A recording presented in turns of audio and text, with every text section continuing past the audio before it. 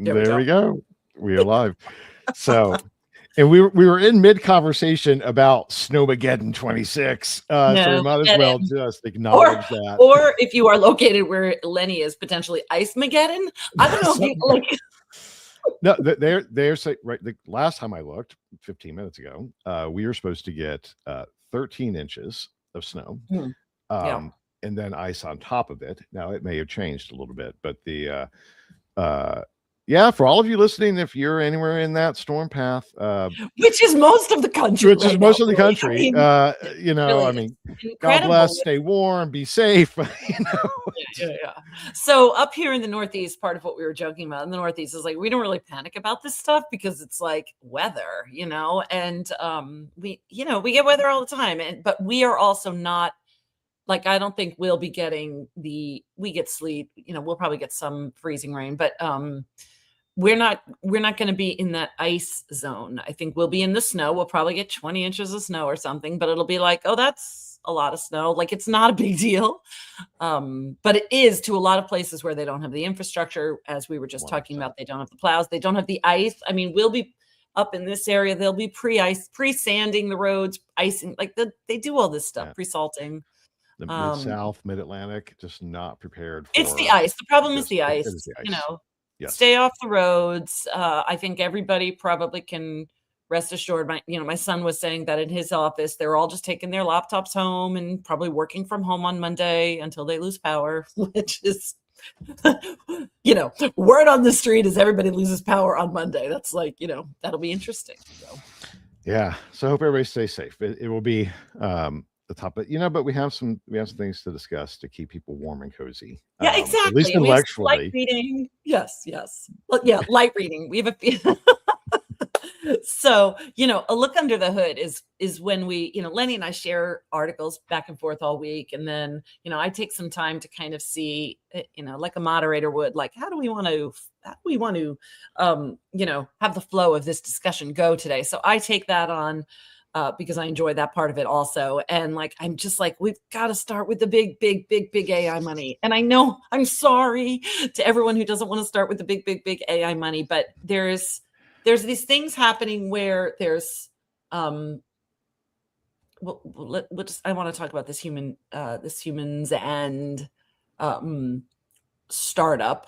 But also, startup, seed fund. Really, calling it a startup feels unfair. Okay, so we'll say what it is, and then I'll get to my thought. I'm sorry, Lenny, I'm rambling. But Humans End is a human-centric AI startup funded by Anthropic, XAI, which is nope, sorry.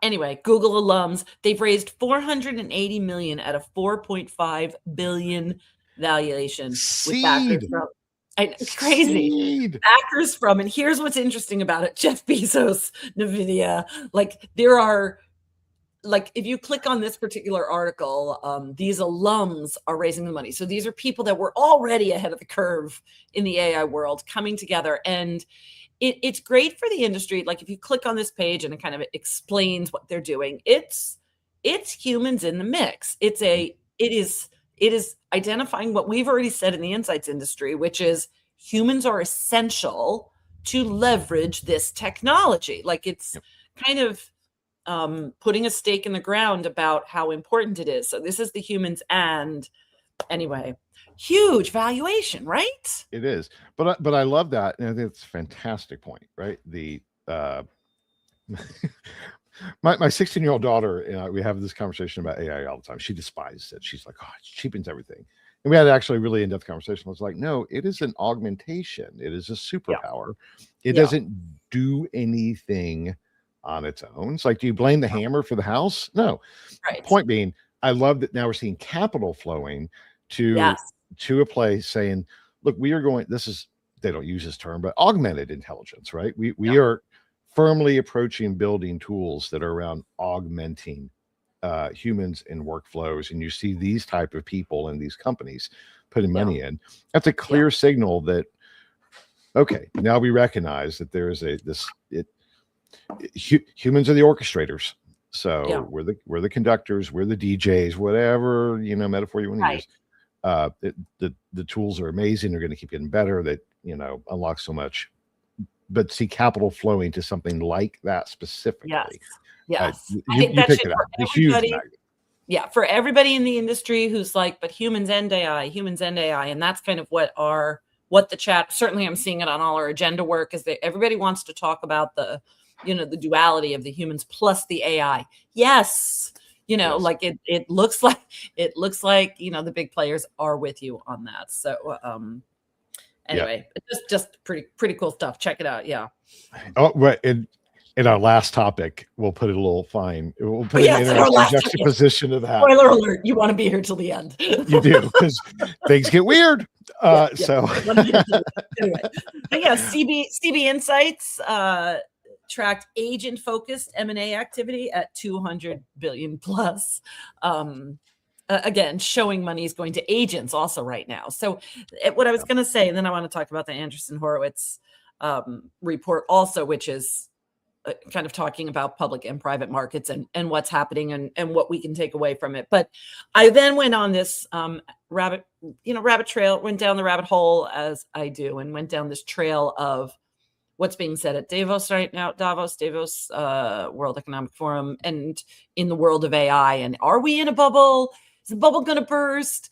And it's like the arguments are also really interesting. If you're an AI aficionado like Lenny and I are, like paying attention to what investors are saying about this, I think it's interesting, because some are like, yeah, it's not really going to burst. This isn't quite like the dot-com burst, because the players are all really smart and capable and experienced and profitable players. Yes. So it's not going to burst that way. And of course, NVIDIA is like,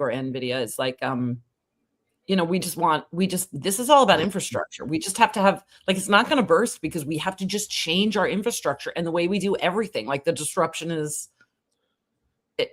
just so big that it's not going to burst. But of course they'll say that because, you know, the infrastructure is built with them. Yeah. Anyway, I just think it's interesting. Whereas there are some investors who are like, yep, it's just a matter of time. And I just think, even just thinking through what's happening there, is it a bubble that's going to burst, or is it just going to, you know, wane a little bit? I'm like, I don't know. I don't think it's going to burst. I don't think so either. I think this is like, you know, the era of, was there a bubble of a railway bubble? Was there an electricity wiring the country bubble? Was there I mean, that's fundamentally what it is. And even, you know, we want to get into geopolitics, but you think about, like, people are looking at resources, rare earths. Why? Because for chips, you know, energy, cooling, you know, the space race, blah, blah, blah, blah, blah. It's like there's these follow-on effects where the money is flowing to build that infrastructure that fundamentally changes every aspect of life, let alone these tools. And I don't see how that bubble bursts. I mean, it's going to be choppy, of course, you know, and there's weird stuff, capital and blah, blah, blah, blah, blah. You know, there's lots of weird stuff around all that, but no, it ain't going to change. And A16Z and CB Insights, those are great resources to follow through on this. Yeah. And in that last one, the A16Z is the Andreessen Horowitz report that they've shared. They have this one screen. I grabbed a screen grab. There's one slide in there that's showing some of the companies that are showing gains, and they're not saying necessarily causation, right? That, you know, Walmart is profitable right now because of their AI initiatives. But the correlation is there are companies that are doing very well right now that have invested in AI infrastructure and, you know, into their tech stack overall, which we've been talking about as some of the big players that are incorporating it, and they're doing very well. So if we are still following the money, that's just going, that's just like an obvious one that it's like, yes. And, and also interestingly, and we'll touch on this later on as well, right? The doom and gloom about the human impact from a job standpoint, well, that doesn't seem to be materializing yet, right? So to your point, it's just shifting. You know, it's recalibrating and refocusing resources, including human, across the board to do this. It's like Walmart, right? They've just made people more efficient. So anyway, interesting stuff. We'll talk about Johan's blog post, because It was shared 2 weeks ago, and he tagged us both in it. But why don't you go ahead and talk about it? Because I know that I think you commented. I just read it because I was in reading mode when I was there, and I wasn't in commenting mode. But I think you commented. I don't recall now. I just liked it, but anyway, I don't. Yeah, we might have both just liked it. I just go through my feed. We did. So there to talk about it. Johan Franken, he did analysis of LinkedIn employee counts, which that's a pretty good proxy, right? You look at a company, this is how many people. This suggests the big 6 MR agencies grew headcount from 2025 to 2026. So now what was interesting, because there are some other data points that were kind of related. Yes, growing headcount, but where that headcount is allocated, that's different. And even look at Greenbook, right? So even within Greenbook, we have a big dev tech team now. I mean, like they're like half the company.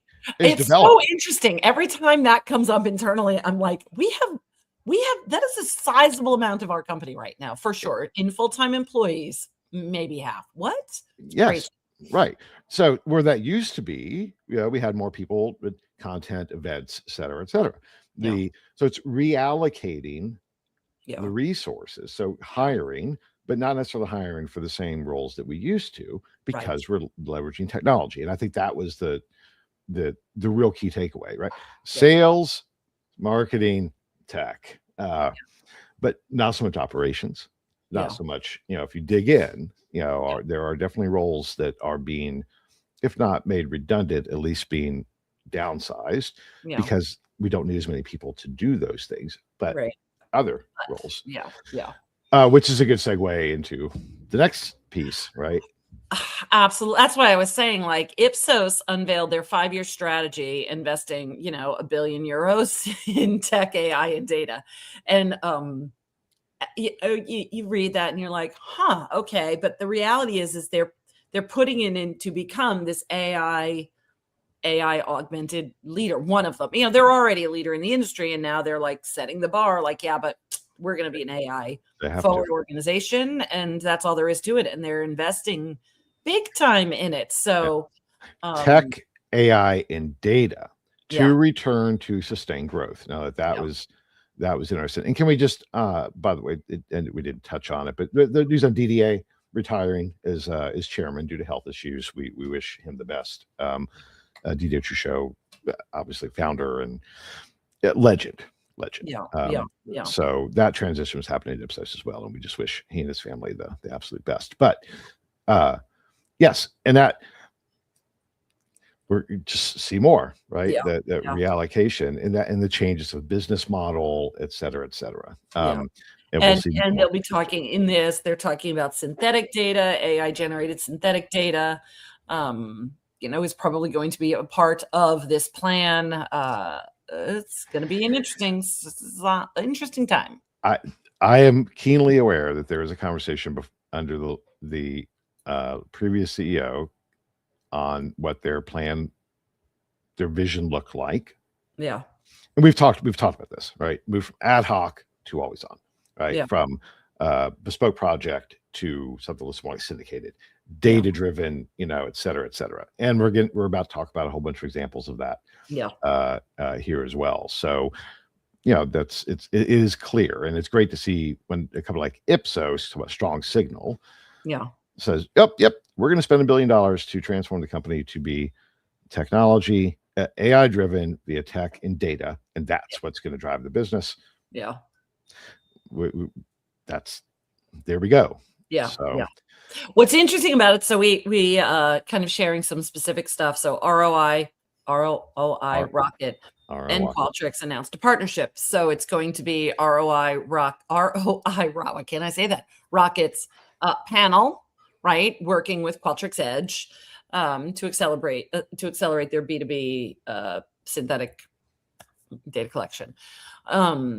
So we've known, like, Qualtrics leaned in to AI very quickly. They're like, yep, that's what we're doing. So they kind of, potentially got there before Ipsos did at a very high level.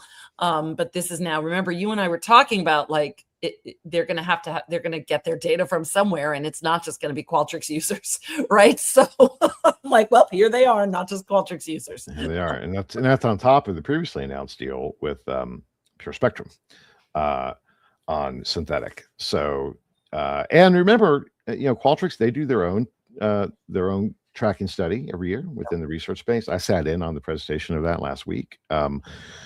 They ask different questions that we ask, but they're very complimentary in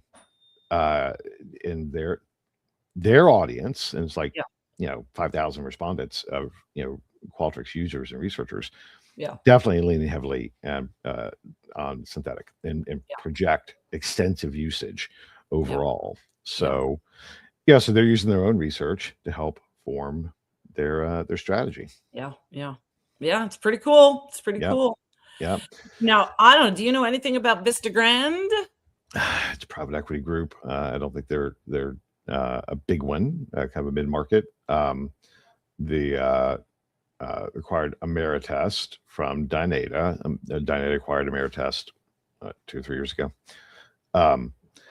I guarantee you they want it for the data because it's basically a syndicated type of product for creative testing, and I'm pretty sure that's what that is about. If I'm not mistaken, I didn't dig in. I think Vista Grande, whatever the hell.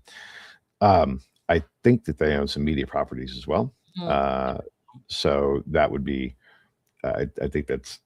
It does say like they plan to keep the current team in place, and use Dynata's data. So to your point, yes, that's what's happening. So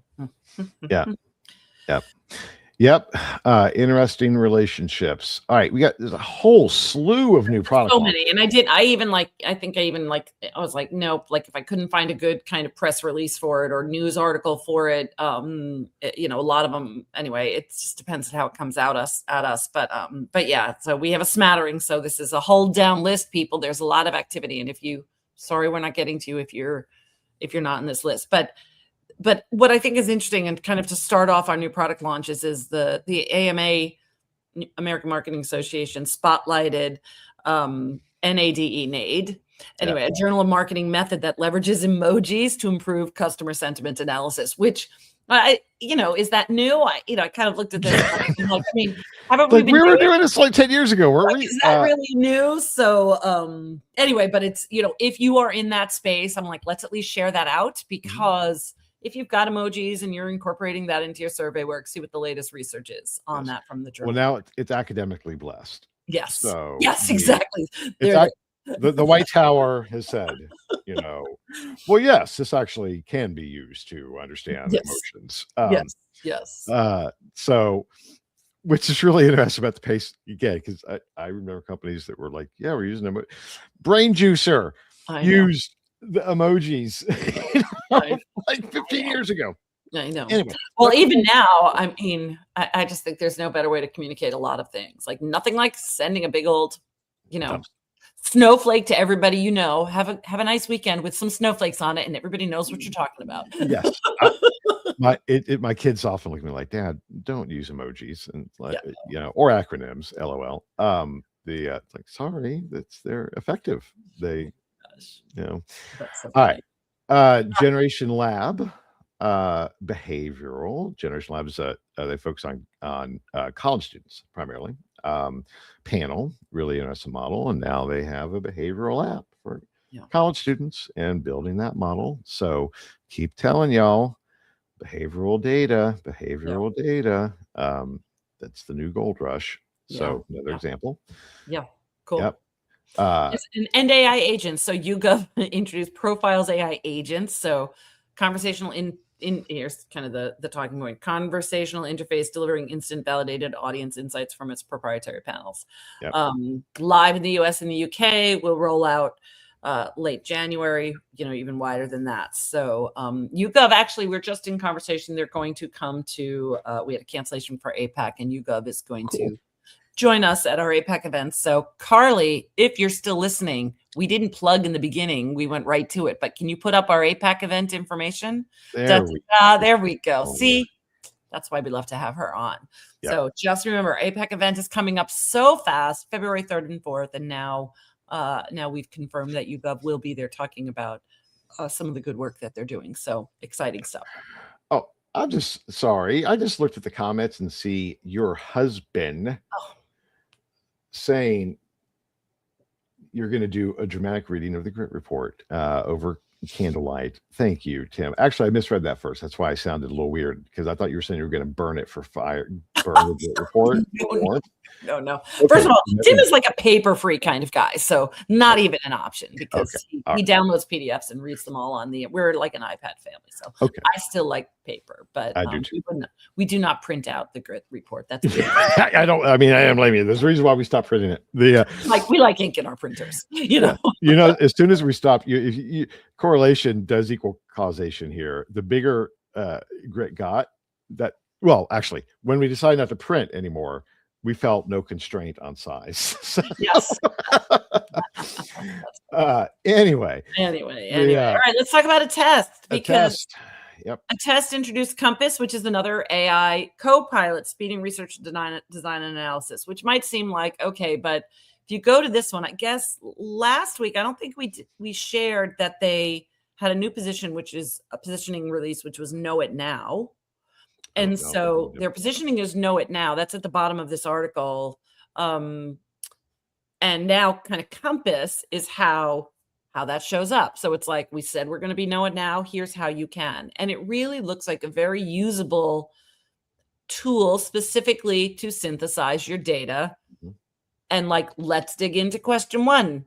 And it's one of those situations where when I looked at it, I'm like, oh yeah, this makes sense as an analysis tool. So hats off to a test, because it doesn't always happen where I look at something and I can immediately see, oh yeah, that makes sense to me. Anyway, this was one of those. I was like, yeah, I like what they're doing there. So good luck.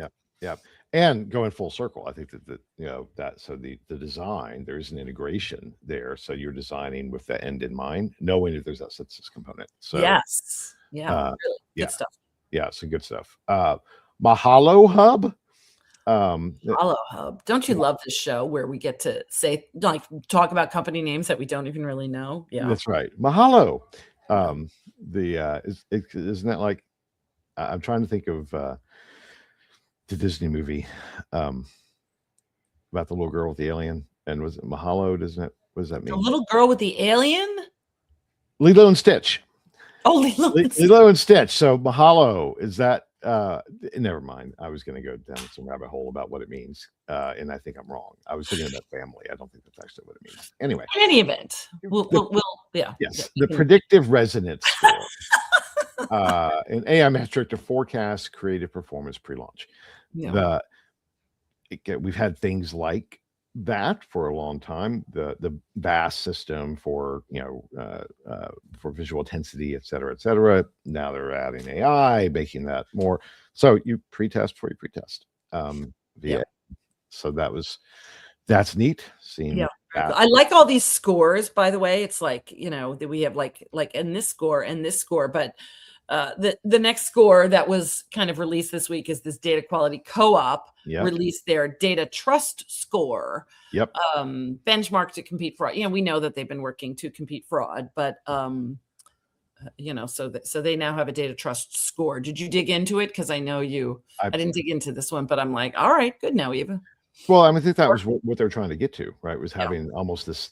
It's co-op, right? So they wanted more people participating, so they build up the data resources, and now they have enough data to benchmark and look at quality criteria that can be applied. We've needed something like this for a long time. People have tried. Let's see, but it's definitely an important thing that needs to happen. So. Yeah. And I did not get a chance to click on another LinkedIn post you shared. I guess Sean Westwood, a professor, I don't know enough about him, but showed a malicious LLM powered script. Talk to us, Lenny. What fake respondent that you cannot detect. Yeah. So it answers the questions appropriately. You can't detect it via speeding. I mean, his point is so like this was like, a few lines of code.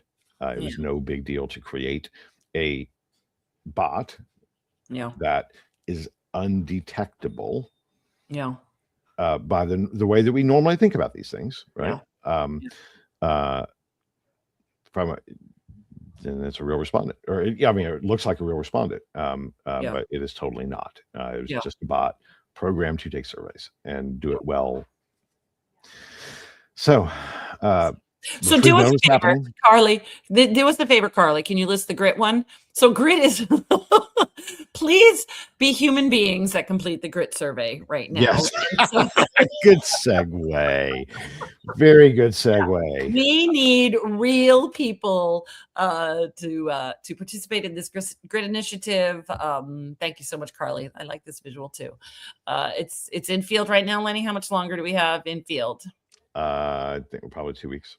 Okay, so just a short time more in the field. Please complete it. We talked last week. You're probably sick of us saying that, like, this is the industry pulse because it happens twice a year, and so it's current, very current, as current as we can feasibly get in terms of industry input, and it's just getting more and more telling as Nelson just gets better and better also at what he does to make sure that everything is clean and that our data is legit. So I'm sure just you can't trust anybody better to do that job that he does, which is to make sure it's clean data because he's onto them. He thinks like them. 100%. Well, and because we had the fake respondents years ago, right? They were undetectable, except the open ends were too good. The quick little note on that, on why it is important. So Greg Archibald at Gen 2, my partner in Gen 2, just got back from the CEO Summit, the SI Association CEO Summit in Miami. And I asked him this morning, like, well, what's the vibe? And he's like, well, last year it was very much, we don't know what to do. He's like, this year, it was around acceptance.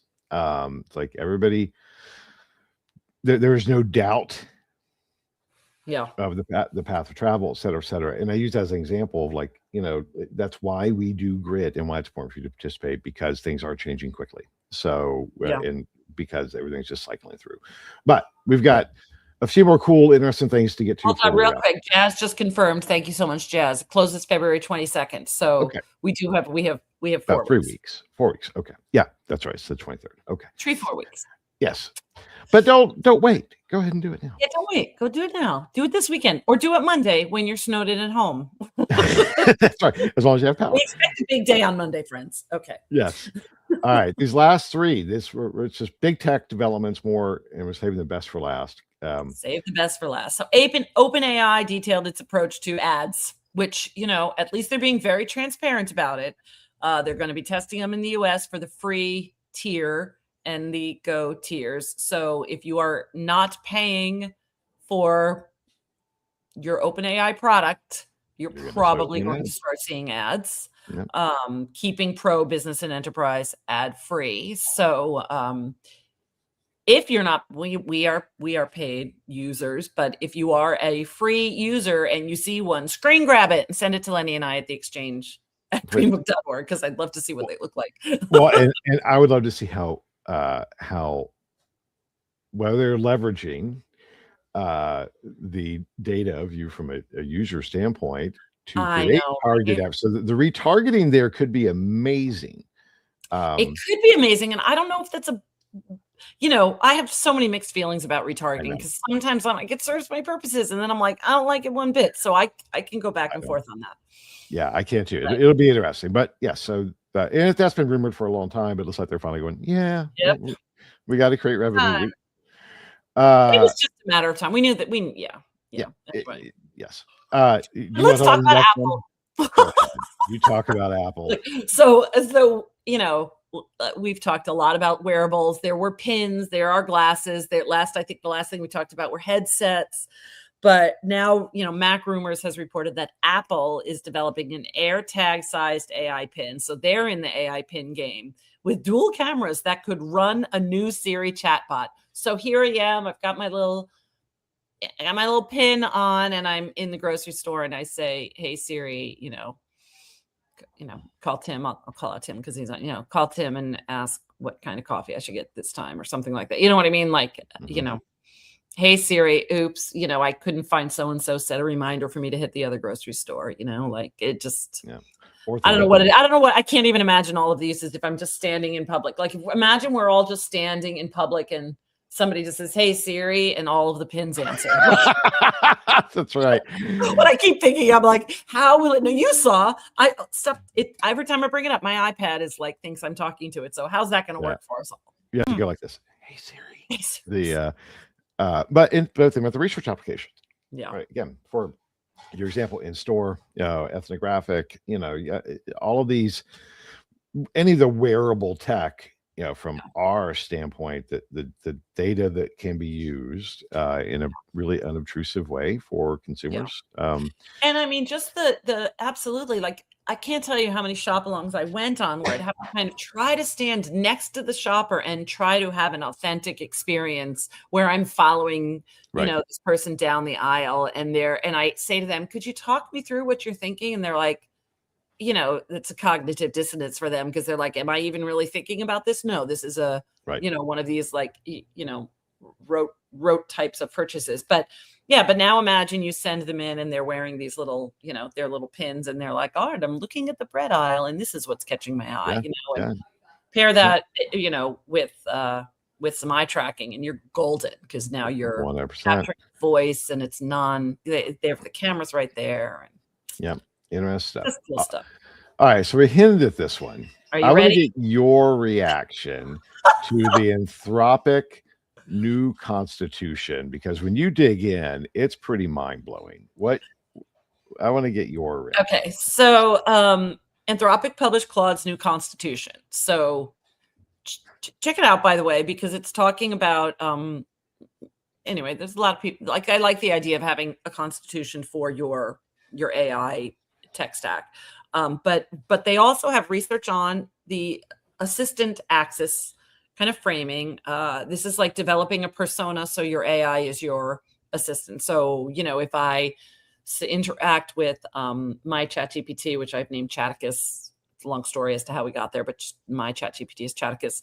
And I tell it what persona I want it to have. Today, Chaticus, I want you to act like a content strategist. Today, Chaticus, I want you to act like an event planner. Like I give it the role. Today, act like a genius copywriter, whatever, you're a master communicator. Like you give it the persona.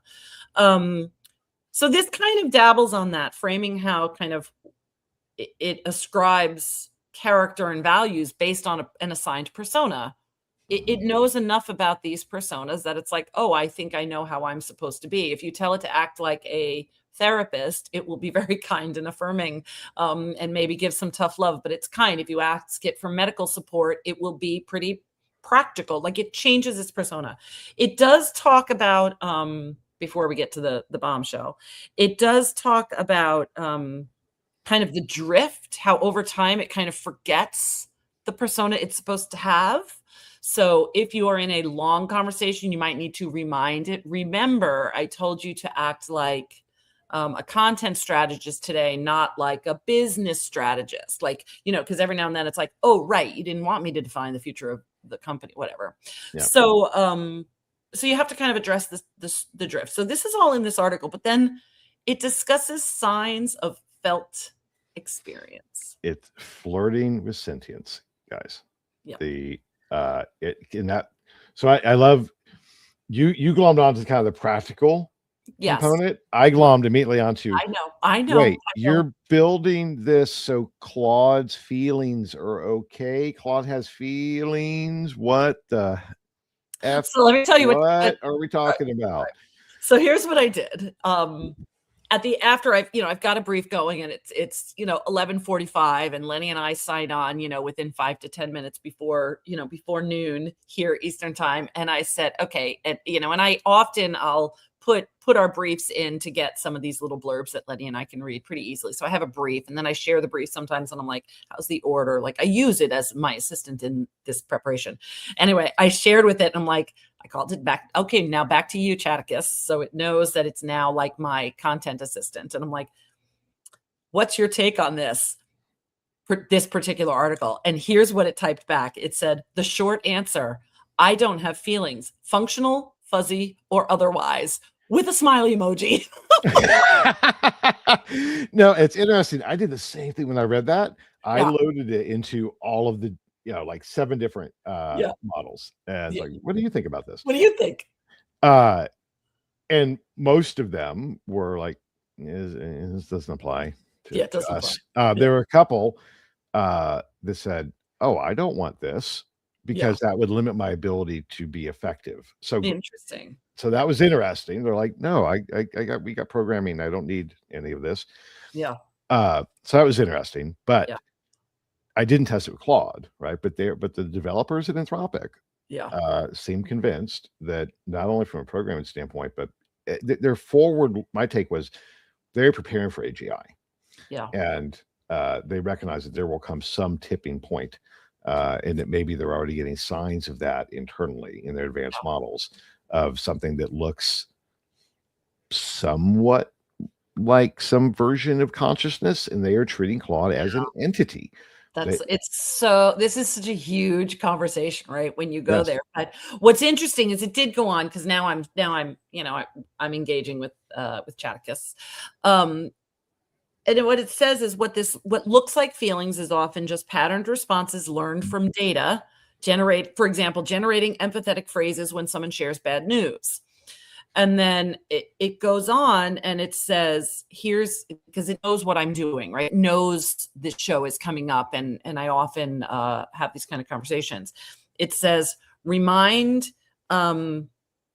users that, let me just get to the verbatim, which I can't really find here, that there's like this ethical thing. Like, it shouldn't, in your survey responses, it shouldn't sound too empathetic, because you could really do a disservice to a user if your language and your conversational training is so empathetic that it thinks this is a sentient being responding to me. It's not. It just knows a pattern of behavior. And what is your responsibility to the user if you go over the top, implying that the AI cares? Right. That's an ethical breach. So for the insights professionals hearing this, like Lenny and I could talk about, consciousness in AI beings, and what happens when the researchers tell us we're there, and Lenny says, told you it was going to happen. But what do we need to, are we disclosing this is AI, a non-sentient interviewer? Yes. Like, Very important. I think we need to start being much more ethical about our use of the AI, conversational AI. And I don't know that our industry partners are doing that right now.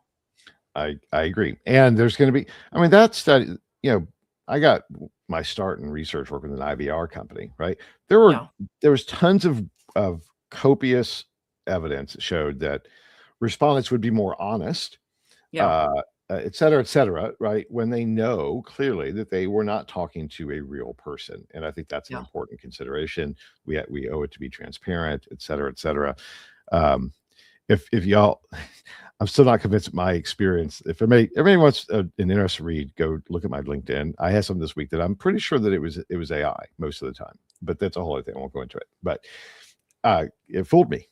I thought I saw no person, and apparently I was not. So I'm gonna have to add you to the list with my mother and father of people who get fooled by scams.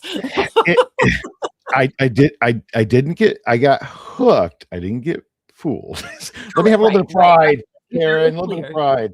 But the point is, this topic is going to keep coming up, right? In Anthropic, Anthropic is the leader in business infrastructure. Claude is their flagship product. And if they are legitimately, as an organization, saying we are taking these ethical considerations in mind for the AI, that's it's not just for the humans. They're establishing ethical frameworks for the AI in preparation for it having some level of agency. Which brings up questions. That's where we are, guys. Right. Right. So and the ethics for people who are training these models to be conversational, know when if somebody if somebody gets into something, like know when to say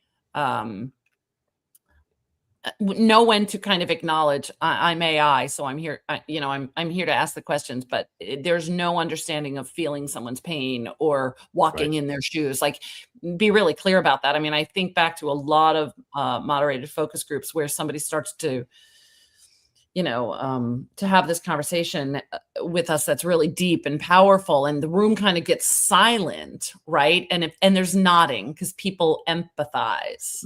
These models are not empathizing with you. They're just repeating patterns they've been trained. And let's not get ahead of ourselves. Yeah. But we have a time when it can, but it's not there yet.